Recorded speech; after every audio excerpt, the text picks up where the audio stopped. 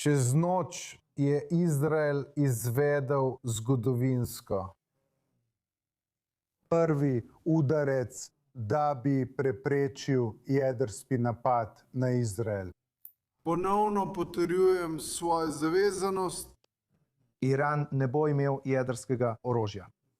Z enako odločnostjo smo ukrepali tudi proti Hezbolahu. Hezbolah je načrtoval vdor v Galilejo in uničenje izraelskih mest 150.000 raketami. Tudi to grožnjo smo odstranili in odstranili smo Nasralaha. In želim vam povedati, da naši pogumni borci širijo bolezen Hezbolah. Uničujejo Hezbolah. Nadaljujemo z odstranjevanjem vse vojaške infrastrukture vzdolž varnostne cone, vključno z podzemnimi kompleksi terorističnih tunelov.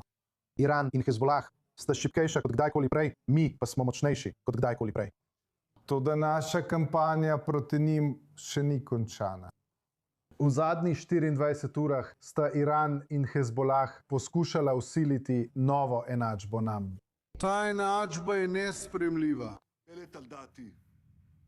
In tudi zame je nesprejemljivo, če mislijo, da bodo izvajali napade iz Libanona in Irana na Izrael, Izrael pa ne bo odgovoril. To se ne bo zgodilo. Ne v mojem mandatu, kot sem to počel desetletja.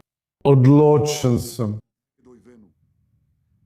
da ohranimo svojo pravico, da se odzovemo na takšne napade. Potem, ko je Hezbolah izvedel napade na sever Izraela, sem ukazal izraelskim obrambnim silam, naj izvede napade. Letalske napade na Bejrut. In potem, ko je Iran napadel Izrael, sem ukazal napade na vojaške in finančne objekte v Iranu. In to smo tudi storili. In potem, ko smo to storili, Iran nas je prenehal napadati.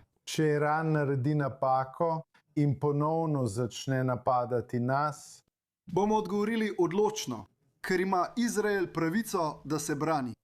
In to pravico bomo ohranili. In pravim vam, državljani Izraela, kot pravim svojemu prijatelju v pogovorih s prijateljem, predsednikom Trumpom, bomo branili Izrael z odločnostjo in preudarnostjo.